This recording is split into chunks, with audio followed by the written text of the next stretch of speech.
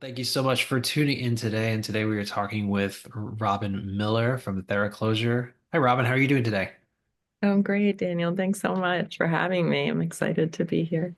Yeah, I'm excited to have you on. It's always just a fun thing that I get to do is just meet so many people doing so many amazing things around the country and sometimes the world. So today we're going to be talking about the world of business wills, making sure that you have a plan for when emergency strikes, which is definitely something that I don't think we've really covered on this podcast before. So I think it'll be really helpful for folks, especially those who maybe never thought about it or thought about it and just haven't gotten to it. But before we get there, why don't you just tell us a little bit more about yourself, who you are, what you do, and then tell us a little bit about, what's the story behind, like, how did you start helping other practice owners, cover themselves in case of emergencies?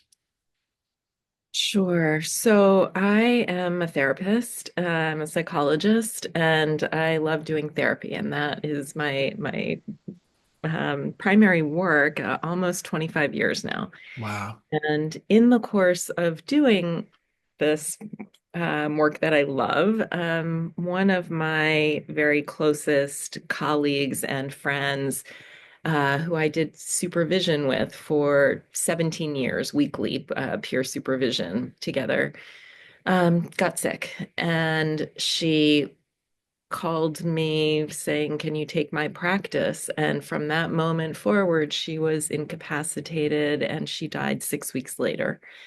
Wow. So it was obviously a terrible, terrible tragedy, and awful, for her family, for Yeah. her patients and her practice. And as we had promised each other 20 years before, we had agreed to be professional executors in one another's professional wills. And I'll Hmm. explain more what that is and what that entails. But what that meant was that I stepped up to deal with her patients and her practice and Hmm. all of the complex things that are involved. I mean, I ask your listeners, think about what if you never show up again from this moment forward to Hmm. your office, to your Zoom if you do telehealth. What happens to your patients, to your colleagues, to your family? What needs to be resolved? What mess Right. is there that needs to be taken care of? And so Yeah. this question is who is going to do that? Who's going to do that for your patients? Who's going to shield your family from having to handle your patients or your medical records or their requests or demands for things they're not prepared, your family is not prepared to help them with, Right. and your colleagues and all of those things. So having learned firsthand what that means, it was incredibly difficult as I was grieving. So then a year later, I wrote a paper to kind of process that grief and that Mm. experience. And then it happened again to another colleague that I stepped up for, and was just as terrible. And thankfully, that person recovered and went back to their practice, but it reinforced what I had learned. Yeah. And the end result of that is I started doing more writing and training, and the reactions I got from people were kind of like, "Oh my God, I never thought about this. I don't know how to do Yeah. this, who to turn to." And that led me to create Thera Closure, which was kind of the first effort to be able to outsource this problem and try to address all of the challenges so that therapists could put a good plan in place and could have someone who they could turn to Yeah. trust they would help. Yeah. Wow. Wow. Okay. So you went through really firsthand account of this situation, which really, I'm sure that taught you so much, but I can't imagine having to handle someone else's business while grieving. I mean, that's really hard. I'm sorry. Just no other word around that. That's really hard. And So why do people tend to not put these things in place? Is it just that we're all just so busy? That's kind of the first thing that comes to mind to me. We're busy, but I think, therapists, we're only human too, and most people avoid the topic of their own mortality. It's Yeah. really hard to think we are also fragile human beings who cannot Hmm. predict or control the future. And most people like to say, I don't have to think about that now. I'm young. I'm just starting out. I don't have to worry about that. Or I'm healthy. That's like, something for old people. Both these women that I stepped in for were seemingly healthy, vibrant women in their Yeah. 40s.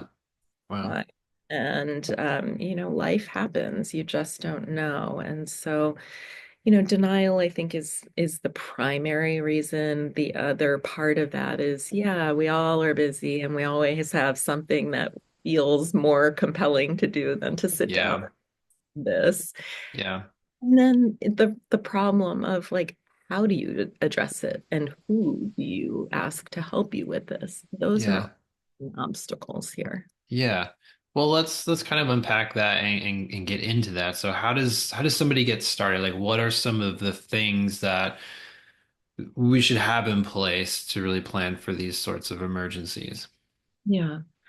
So I want to say that there may be a slight difference between business will and professional will. Okay. What I'm talking about, what I'm calling professional will, is in part a business will, Hmm. but it really is specific for therapists and it is specifically about patient care and the security of medical records. It's not as Hmm. much about the business succession plan, you Okay. know, Yeah.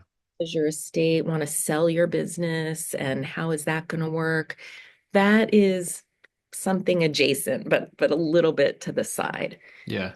In all professions, whether we're talking about licensed mental health therapists or counselors or social workers or psychologists, all of our professional ethics codes, if you go to any of your associations where they define the standards of care, Hmm.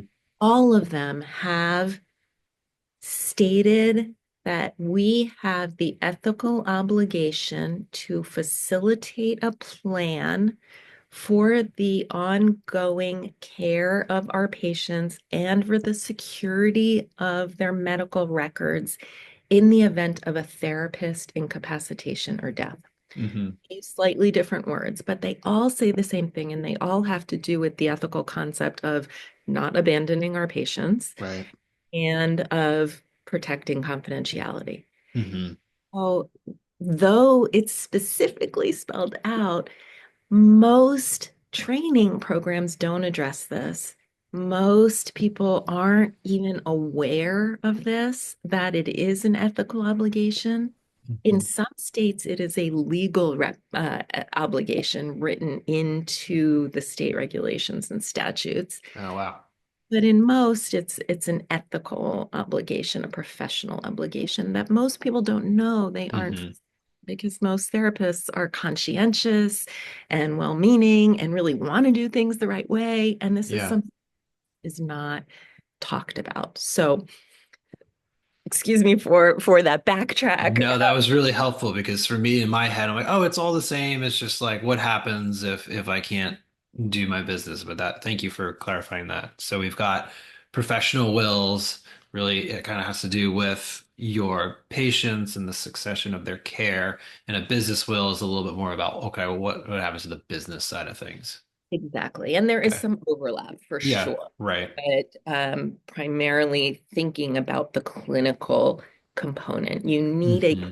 clinician who can notify your patients that something happened to you so that they aren't banging on the door or sitting on Zoom or leaving you messages saying, hey, where are you? I thought we had an appointment, and Yeah, not getting a response for weeks or months. And I can tell you lots of stories about how that has happened for people.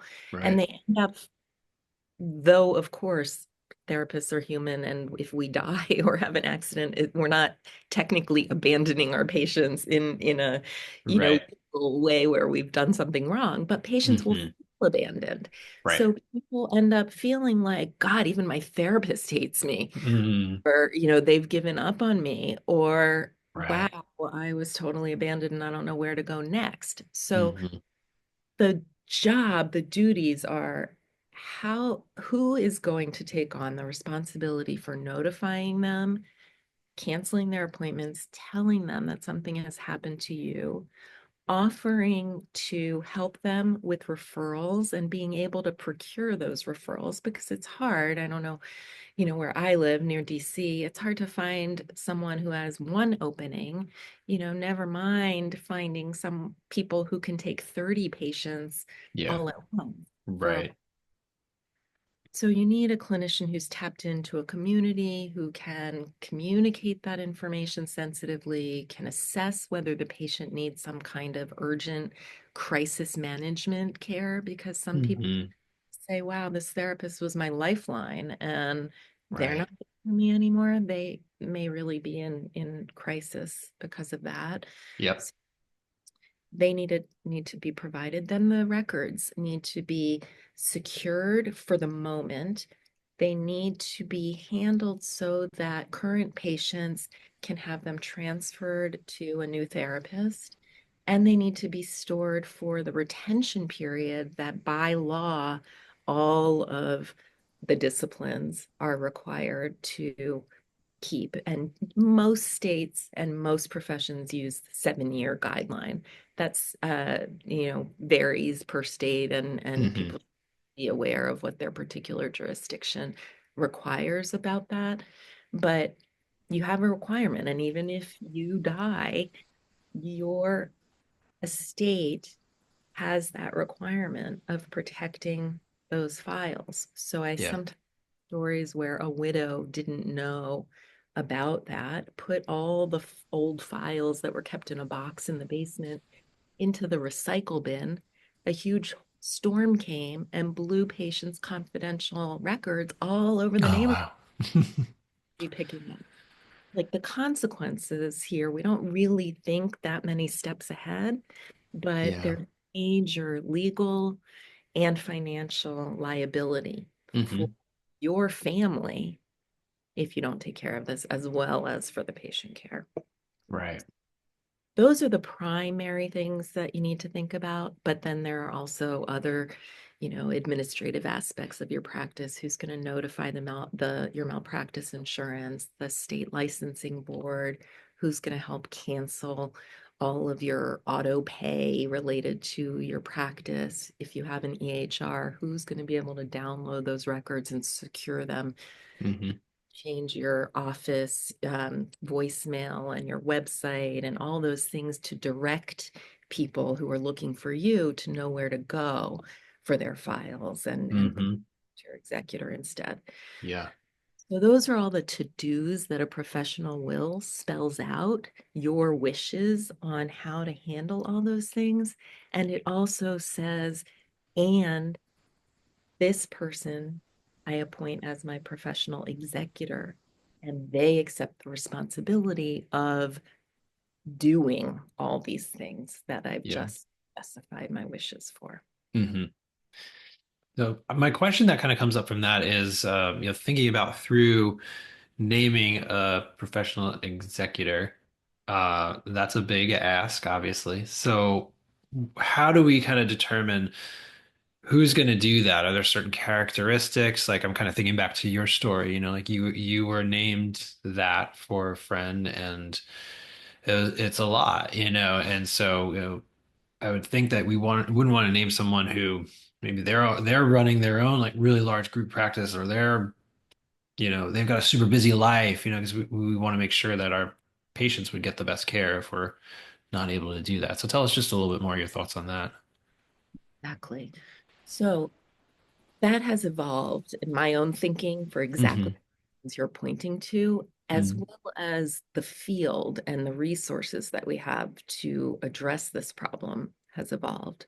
So way back when my friend and I agreed, I'll do it for you if you do it for me, that was kind of a check the box because we had both heard in an ethics program, like you need to have Yeah. professional will and name someone. So we did it, but Hmm. it didn't have all the details required. And we didn't understand that that meant one of us would be in a tremendous amount of grief at the Yeah. time called upon to do this. And that it's a huge job, much more than anyone imagines. So I think people who make that kind of deal think, sure, 2 or 3 hours of my time, of course I would give to my friend who I care so much about. Hmm. Therapists have the feeling of like, I'd really like someone who knows me well to be the one to do this. All of Hmm. that's totally understandable, but Yeah. it's practical. It Hmm. doesn't work. And so as I learned with my friend, and I had my own full-time practice, as you said, and I had young children, and how do you stop your own whole life in order to be able to make contact with 30 patients and call a zillion colleagues to see who has openings, and then Right. help with patients with the referrals, and then deal with all the Yeah. administrative responsibilities. So it really is something important to think about and not just put on a colleague. But that was the only way people ever thought about doing it. And in the days before COVID, when people mostly had paper files, paper calendars, and Hmm. in-person offices, you needed someone who was like right next door, maybe Yeah. come in and actually find the information and deal with the paper. Yeah. So the evolution in part is because of technology and the changes in practice where so many people using EHRs, which houses the calendar and the contact list and the files. And for people who still use paper, we can work with that too in a digital way. We can digitize those files. We can have people take a quick photo of their paper calendar and then email it or text it. So, Yeah. we can have instantaneous access to someone who isn't in the office next door to us. Right. Right. It opens up possibilities that didn't exist before, where it can be someone other than that close colleague. So then what are your other options? Well, better than that one person who you're close to might be one person who you're not close to, but that is still a bad idea because it's overwhelming of a job. Yeah. Then the next choice is how about a group cooperative arrangement where maybe in a peer supervision group, everybody says, okay, let's form an agreement where if anything happens to any one of us, everybody else will. Hmm. And if you do that, it's really important to be very, very specific, both about what each person's individual wishes are Hmm. and what each person's role would be so that things don't get lost, in the gaps or Yeah. fall through the cracks where somebody thinks somebody else was calling that patient and somebody else thought Right. that person was getting referrals. And also another side of a downside of that is, that people in the community may have their confidentiality violated if, one of the therapist's colleagues may know some of those patients socially, but nobody Right. would be aware until Hmm. that bumps into it, Right. itself and you find out. So that's better too, but again, has some problems with it. Hmm. So given this, I did decide to try and find another solution and really worked very hard to rack my brain on each and every obstacle that gets in the way of people fulfilling this. Hmm. And that's what Thera Closure is intended to do. So I can tell you a little about that if Yeah, I'm super curious because this is certainly a challenge or something that people don't always think about. And so like how are you helping folks really meet this challenge? Yeah, I'm super curious. Well, thanks. So I wanted to create a service that is run by clinicians Hmm. that therapists could trust would perform for them in their practice the job that a friend would, as I did for my friend, but Hmm. without burdening a Yeah. close or family member at that time. So, in order to achieve both those goals, of making it less of a burden, so how do we outsource this problem? We Hmm. outsource billing, we outsource our legal, we outsource our marketing. How do we outsource this problem? And how do we at the same time make it feel like it's really someone who understands us well, who would, in a very caring way, want Yeah. to talk to our patients and help them and assist them? So, what I devised and took on a partner who is amazing and helped put this into a practical solution and with all the technology components that I'm not so great Hmm. at. Um, it, what we do is we meet with therapists if they decide they want to work with us. We have an hour consultation where we want to know, tell us about you as a therapist. Tell us about the kind of patients you see. How do you work with them? What's your orientation? How long do you see them? What's your style? How do you relate to them? Hmm. And then we go into, what would you want in the event of, how would you want them notified? Who do you want them referred to? How would you want that handled? Are there colleagues you would need notified, who you work with, who, could also maybe be resources for your patients? Where are your records kept? Are they Hmm. paper? Where are they locked up? Who has the key? How would we contact someone who could get the key and go into your office or into your home office and open that and find the paper? If it's an EHR, what's the code? What's the password and the logins for that? How are we Yeah. going to find the two-factor authentication? Because even if you tell us the password, Hmm. there's going to be a code sent somewhere and we That's won't a be able big one. to get in. Because we run into that all the time with just hosting platforms or domains, and it's just like it can hold up the whole project just to try to get that text. But anyway, go on. People don't think about this level of detail and they might Yeah. come up with a plan with a friend and even get Yeah.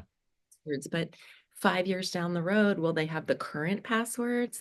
And what about the two-factor authentication? So you might have the best plan, but your friend can't get your Yeah. patient's name and contact information, Yeah. and so nothing happens.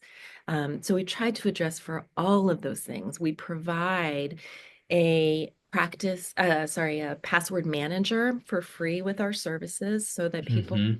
that only for their practice related accounts and can be sure that the passwords are continually updated. Yeah. It also has an authenticator part of it so that folks can name us as the emergency contact. So we don't have current access. We don't want access to your confidential Yeah. information or your personal information, but we have a plan that if we are notified by your personal representative that something happened to you, we reach out with an emergency protocol to the password manager company and we initiate that protocol to get access. They know that you have named us as the people permitted to get that. Hmm. We get your passcode, we log in, we get your calendar, your patient contact information. We can immediately start reaching out to patients and notify them and then move on to the referrals, whether you've left referrals you want us to contact or whether we take responsibility for Hmm. finding our referrals ourselves, which That's is great. we do all of that. And so in that 1 hour meeting, we ask you your preferences on all these things and how are we going to get that information and where's the Hmm. key, and where's the all these things. We put it into a document that has been legally prepared and we then put in the specifics of your plan. And it is a legal contract that appoints us, Thera Closure, as the practice executors who, in the event of an emergency, we have guaranteed legally that we would step in and do all of Yeah. these for your practice to spare your colleagues and your family, because sometimes families are the ones fielding calls from patients. Yeah. Um, yeah. There's so many stories that come to mind that I bet. Yeah. But I I think like kind of to that point and kind of what I'm thinking is like what a valuable service that you're providing, and it's clear that you've thought through the heart of this, of making sure like people can trust that everything's going to be taken care of and their patients are going to be taken care of in the event of an emergency. And this is the type of thing too that you don't always plan for because it happens so infrequently in someone's life. And if it happens, once, if they're gone, it's once. But like because you're providing this as a service, you're able to see if it does happen and you have to be that executor and Thera Closure has to go through this, you're seeing those different scenarios. You're able to then continue to solve those challenges for other clients, in the future, which means that you're going to be taking care of everybody so well. All that to say, like having somebody like focused on this means that you're likely not missing those gaps and those things that can happen to people. So I mean, just kudos to you. It's a very valuable service you're providing. thank you. I appreciate that. We have gotten a lot of feedback from people that they have been meaning to do this for a long time and have procrastinated. Yeah. We talked about and that they feel relieved in knowing that now they Hmm. practice. And really the point is practice in good health. We hope nothing will happen to, Right. but then you can practice in good health and in good conscience, knowing that Hmm. you have done your due diligence, not only taking care of your patients when you're sitting in the room with them, but extending your compassionate care for them one step further so that they know no matter what happens. Yeah. Wow, my therapist, who I really, got a lot from, was a responsible, caring person and took the time to put this plan into place so that they weren't leaving me hanging. Like, Yeah. so appreciative. And the outcome for the patients is so much better when they are able to hold the therapist as that good Hmm. person who cared for them rather Right. than alternative, which I've seen happen all too often, where patients are telling me, I was so mad. I didn't know what happened. When I Hmm. found out 2 months later that they had died and that, they didn't, nobody knew where my medical records were and I had nowhere to turn to. I was so mad at my therapist. Yeah. It did that to me. And, then it distorts the Yeah. work you've done and Hmm. changes it in a way that renders it, something sad rather Yeah. a really healing and wonderful chapter that has a sad ending. Instead, it has a traumatic ending that Yeah. causes harm. Yeah. That's so true. And I feel like that's a good place to kind of land this conversation, is just kind of thinking through how you're responsible, really to take care of your clients no matter what. And obviously we all want that. We all want what's best for the clients, and making sure that they are well taken care of. And I think maybe the last thing to kind of wrap this up is what are some key steps that folks can take, from here? Maybe they've listened to this and they don't have any of these things in place.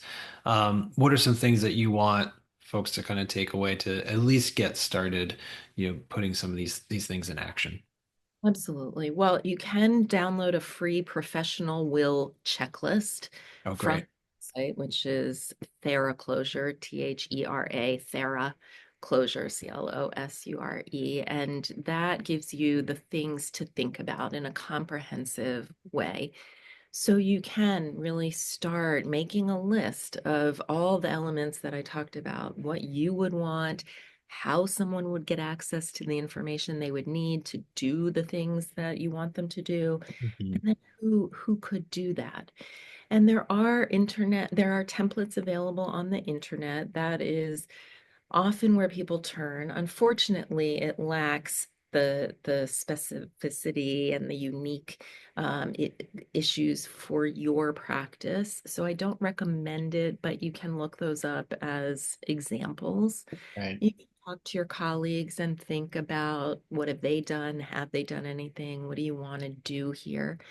I do encourage you to think about Thera Closure as an option. I mean, really, the weight off people's minds as they have felt like, okay, here's an easy, simple, I can spend, you know, a couple $100 a year to be sure I have a really solid ethical plan in place and experts on call, on retainer for me if needed. Yeah. That has been such a relief. And so, check us out. There's a lot of information there, a lot of questions we know people have, we've addressed in our FAQs. And the speak just briefly to the financial piece.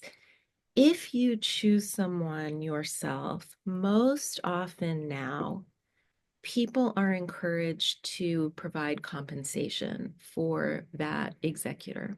So if you arrange with a colleague, often the advice is to say something like, my estate will compensate you your hourly rate for the amount of time it takes for you to Hmm. serve this capacity. Well, again, that's great if it would take 2 or 3 hours, but we are talking about a 40-hour plus job, depending on the size of the practice that you Right. would be Right. in. So the problem that people don't realize is that your estate may be given an unexpected $10,000 or $15,000 bill for the job that someone would need to do for them. Hmm. So I Wow. know that it's hard to think, why would I pay each year for this? But we've devised it so that you have clinicians, you don't have people aren't getting, dropped or getting called from a neighbor or from your therapist's adult child or spouse, all these things that we have put into place. Yeah. Think about, is it worth an ounce of prevention, so to speak? Hmm. And important to note then, if something happens to you, we step in and do all of those things for no follow-up charges to your Hmm. estate none. So you control the costs in your annual budgeting of your practice rather than risking Yeah. leaving a huge bill unexpectedly to your estate. That's So great. the thinking on it. Yeah, that makes sense. That's great. Thank you for sharing that. Well, Robin, I really appreciate it. Like I said, I think it's a valuable service that you're providing, one that a lot of people probably don't think about. So I'm glad we're talking about it now and having you on here. And we'll include the links in the show notes for this episode so that folks can check out your resources. So thanks so much for being on. I appreciate you having me, and thanks to those who are listening. It's just one more element of creating a really good practice to do the work that you love to do. Absolutely. Thank you.